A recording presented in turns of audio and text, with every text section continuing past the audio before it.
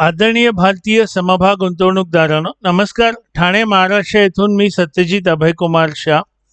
गेली 6-7 वर्ष जे मी माझ्या ELM म्हणजे इक्विटी लिटरसी मिशन अथवा मराठीत ज्याला समभाग गुंतवणूक साक्षरता मोहीम त्या अंतर्गत हे जे मी व्लॉग्स करत असतो अथवा माझ्या व्हॉट्सअपवर स्टेटस टाकत असतो ते अखंडपणे आज तागायत सुरू आहे. त्या माझ्या या प्रयत्नांमुळे माझा हा प्रयत्न कशासाठी असतो ते थोडक्यात सांगतो.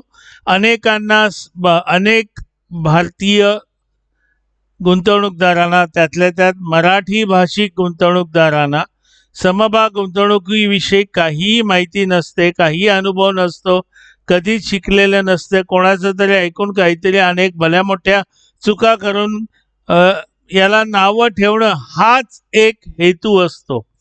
आणि हे मला सगळे विषय कसे सुचतात कारण कोणाशी ना कोणाशी काहीतरी बोलणं होत असतं, त्याच्यावरून सुचतात. आता आज तारीख आहे 24 जुलै 2026 आणि आजचा ब्लॉग क्रमांक आहे 244. आजचा विषय आहे multibagger stock is not a myth अथवा मराठीत अनेक पटीने परतावा देणारे समभाग ही दंतकथा नव्हे.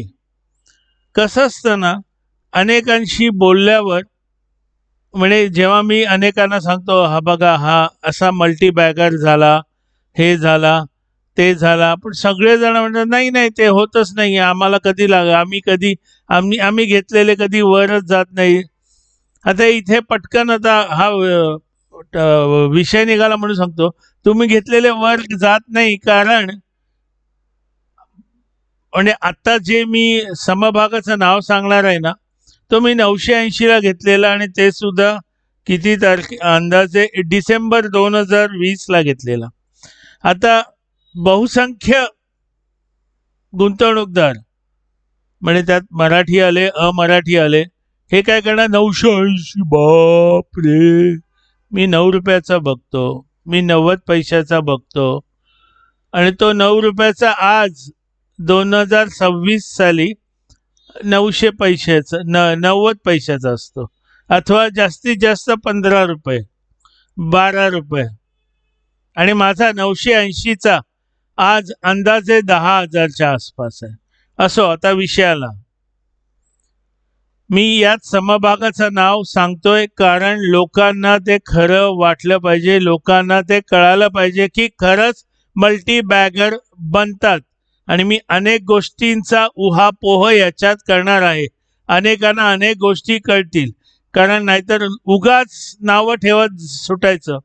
नावं ठेवणं हा माहीत नाही, एक अतिशय म्हणजे सोपा मार्ग आहे नावं ठेवणं, पण करून दाखवणं हे काही नसतं. पण दुर्दैवाने सुदैवाने मी करून दाखवलंय. माझंच उदाहरण मी घेतोय आता.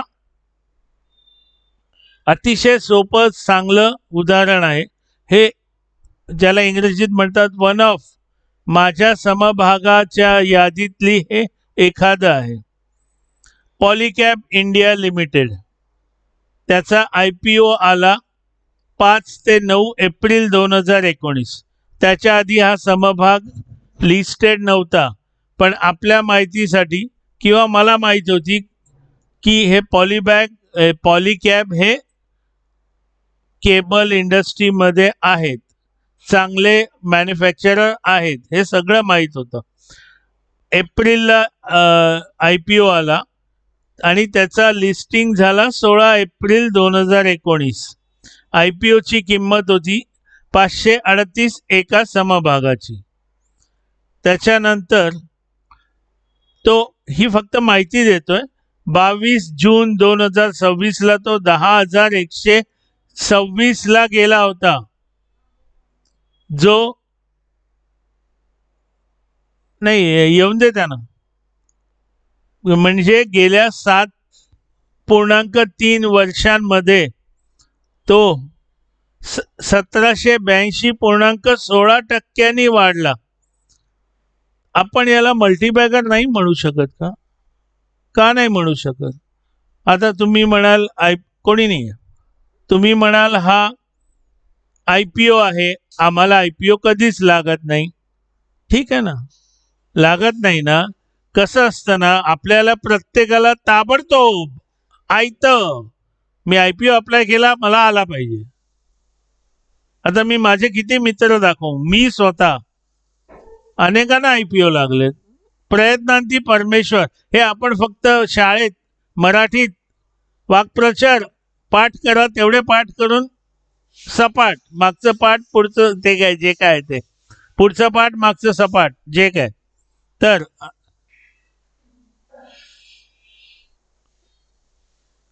त्याच्यानंतर लिस्ट झाला तो 643.55, म्हणजे 643 पासून तो ज्या दिवशी ऑल टाइम हाय होता 10,126, 1473.45% वाढलाय.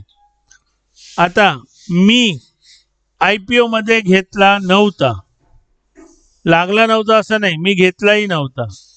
पण जेव्हा कोविड देवता सुरू झाली, कोविडचे जे काय सुरू झालं, तेव्हापासून मी समभाग गुंतवणुकीतून जबरदस्त लक्ष दिलं. कारण माझ्याकडे 1989 पासून मी गुंतवणूक करतोय, पण असं खोलात कधीच गेलो नव्हतो. हा, जी माझी माहिती होती त्या माहितीच्या आधारे फंडामेंटल अनालिसिस करून मी समभाग घेत होतो. त्यातला माझा मल्टीबॅगर म्हणजे तो आता सगळ्या जगाला माहीत झालाय. MRF मी 2009 साठी 2009 साली 2500ला घेतलेला. आज किती आहे हे जगाला माहिती आहे. असो, आपण याच्यावर येऊया. पॉलिकॅप मी डिसेंबर 2020ला 980ला घेतला. आज तागायत घेतोय, 4 दिवसांपूर्वी पण घेतलेला मी. तर महत्वाचं काय सांगायचंय, 980 पासून आत्ता जो 10,126 22 जून 2026ला गेला होता. 980 आणि तो 10,126 हा फरक काढला तर मला 933.26% नफा झालाय. हे फक्त 5.6 वर्षांमध्ये. आणि समजा मी त्यावेळेला 1 लाख गुंतवले असते, त्याचे आज 10.33 लाख झाले असते. आदरणीय गुंतवणूकदारांनो, हे सगळं स्वतःच मी का सांगतोय, कारण दुसऱ्या कोणाचं किती खरं आहे किती खोटं आहे माहीत नाही. हे माझं स्वतःचं उदाहरण सांगतोय. पण आपण अनेक जण रडतो, मला IPO मिळाला नाही, मग मला नंतर कळालंच नाही, मी कधी लक्षच नाही दिलं. लक्ष न देता तुम्हाला फक्त टिप्सच पाहिजेत, ते सुद्धा 10 रुपयाच्या खालचा समभाग पाहिजे, 1 रुपयाच्या खालचा समभाग पाहिजे. मग मी अरे कसं आम्ही इंजिनिअरिंग मध्ये आमच्या व्यवसायात आम्ही नेहमी लोकांना सांगतो, कारण लोक नुसतं स्वस्त स्वस्त स्वस्त मागतात. म्हटलं, इंग्रजीत एक म्हण आहे, क्वालिटी इज नेव्हर चीप. तसं तुम्हाला छोटे छोटे समभाग किती देणार आहे तो पैसा. इथे तुम्हाला कळतंय का, 933.26% ह्या माणसाला मिळालेले आहेत. म्हणजे अनेक ट्रोलर्स मला नुसता म्हातारा बडबड करतो वगैरे म्हणतात, ते त्यांना त्यांच्या, पण त्यांनी काय केलं हे त्यांनाच माहिती आहे. किती कुठले घेतलेत, काय घेतलेत, कितीनी वजा आहेत. मला हे दाखवून द्यायचं होतं समभाग गुंतवणुकीला नावं ठेवण्यापेक्षा. आता मला एक सांगा, तुम्ही जे काय बाकीचे तुमचे गुंतवणूक करता, ज्याला मी peace mill returns giving investment instruments म्हणतो, त्याने तुम्हाला कधी मिळालेच 5.6 वर्षात 933%?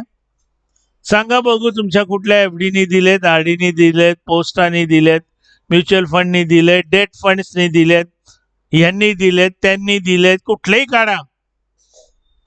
मी माझ्या स्टेटसमध्ये अनेकदा विचारतो, एकाने तरी मला कळवा की हो तुम्हाला एवढे मिळालेत, एवढे मिळालेत. आणि आता प्रत्येक जण जे IPOचं कारण सांगतं ना, मी आत्ता तुम्हाला माझं उदाहरण सांगतो. गेल्या 3 महिन्यात मी 5-6 महिन्यापूर्वी IPO येऊन गेलेले 5 का 6 समभाग आत्ता या भावात विकत घेतलेत आणि ते विकत घेऊन खूप छान वाढलेले आहेत. असं कोणी सांगितलं की आयपीओ मध्ये नाही लागला तर घ्यायचा नाही पुढे? आपणास माहित नसेल, हा पॉलिकॅप मध्ये जानेवारी 2022ला 3600 ला खाली आला होता. तेव्हा मला माझ्या काही मित्रांनी विचारलं काय करू, म्हटलं ताबडतोब उचला. घेतल्यावर त्यांना 4 महिन्यात 30 का 40% परत नफा झाला होता. कारण माझं सगळीकडे लक्ष असतं, सगळीकडे वाचन असतं. इथे मी मी मी माझी लाल करत नाहीये, कारण हा माझं उदाहरण आहे, त्याच्यामुळे मला मी म्हणता येतं. कारण दुर्दैवाने माझ्यात मीपणा नाहीये. माझी ही धडपड गेले 6-7 वर्ष. बाकी जे अक्षरशः ज्यांना मी इलिटरेट म्हणतो, कारण माहिती शून्य, पण बोलणार असे की मी म्हणजे, आणि किंवा आता हे जे ट्रोलर्स आहेत ना, ते असे म्हणणार मी झालो असतो राकेश झुंझुनवाला, पण 1985 मी माझ्या बाबांना 5,000 मागितले, त्यांनी दिले नाही. राकेश भाईंच्या बाबांनी दिले 5,000, म्हणून ते झुंझुनवाला झाले. आणि मी माझ्या बाबांनी नाही दिले म्हणून मी ट्रोलर झालो. नुसतं दुसऱ्यांना म्हणजे काय खुपसत असतो, मला काय बोलायचं नाहीये. मी तसं नाही करत. इथे मी उलट उदाहरणं देतोय, आणि असे अनेक उदाहरणं आहेत. मी आत्ता सुद्धा जे काही शोधलेत, नवीन आयपीओ आलेले, एक तर आता काय ते दुप्पटीने वाढलाय 2 का 2.5 महिन्यात. आयपीओ येऊन गेला, परत खाली आला, आणि आता तो छानपैकी वाढलाय. असो, जास्त बोलत नाही. हे पॉलिकॅपचं तर आपणास उदाहरण कळलं असेल. आता जाता जाता सांगतो, हे बहुतेक कायद्याच्या म्हणजे मी काय कायद्याच्या कचाट्यात नाही सापडणार आहे. मी फक्त हे सांगतो, मी कुठेही पॉलिकॅप घ्या विका असा काही सल्ला दिलेला नाहीये.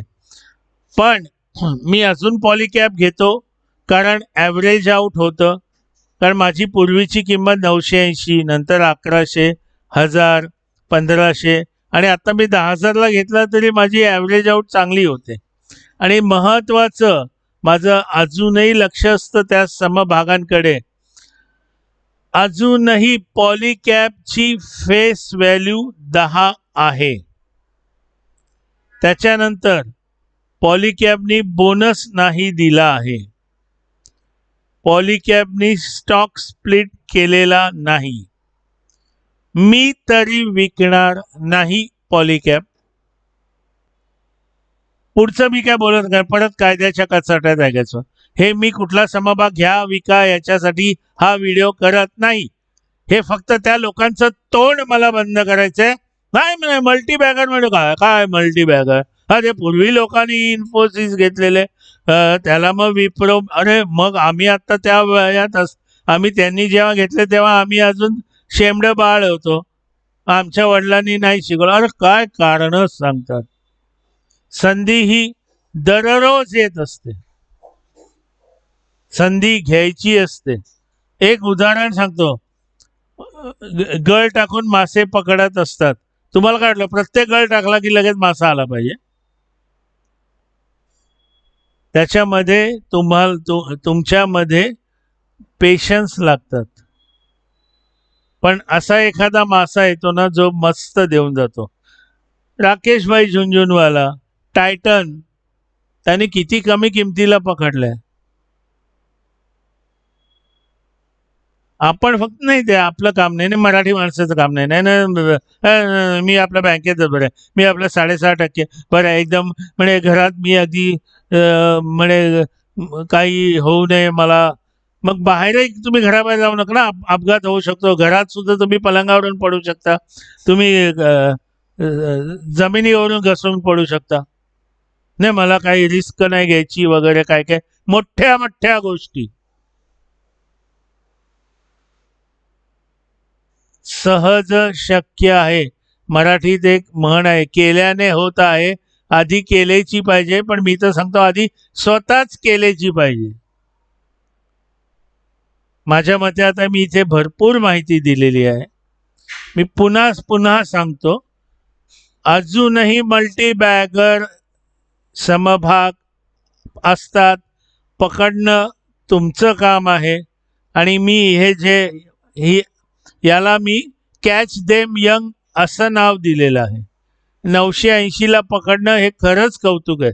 हे म्हणे मी स्वतःचीच लाल करून घेतोय, कारण मला दिसतंय ते दिवस मी जेव्हा 980ला घेतलेला, ते सुद्धा 2020 का 21 आहे, तेव्हा कोरोना होता.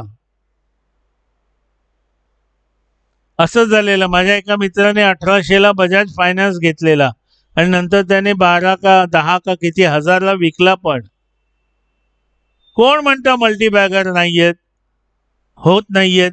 होत आहेत, अजून सुद्धा होत आहेत.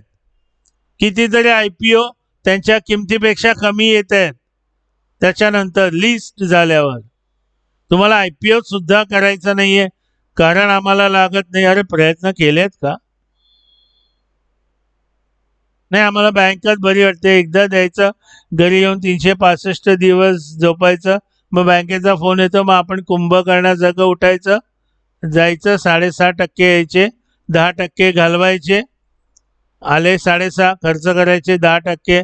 आपणास कळतंय का की मुद्दल दरवर्षी तुमची कमी होत जाते, फक्त 6.5% व्याज मिळाल्यावर, अथवा 8%, दुसरीकडे 9%, 10%. कारण महागाई किती आहे हे मी सांगायची गरज नाहीये. असो, माझा रक्तदाब वाढण्याच्या आधी मी इथे थांबवतो. आपणा सर्वांना ही माझी माहिती योग्य वाटली असेल, महत्त्वाची वाटली असेल. लोक म्हणतात समभागाचं नाव सांगा, नाव सांगा, नाव सांगा. नाव सुद्धा सांगितलंय, सगळ्या किमती सांगितल्यात, सगळे भाव सांगितलेत, कितीने वाढला सगळं सांगितलंय. अजून मला जे वाटतं त्या समभागात काय आहे ते सगळं सांगितलेलं आहे. तरी ट्रोलर्स तुम्ही येऊ शकता, कारण तुम्हाला दुसरं कामच नाही ना. ट्रोलिंग शिवाय दुसरं काम नाही.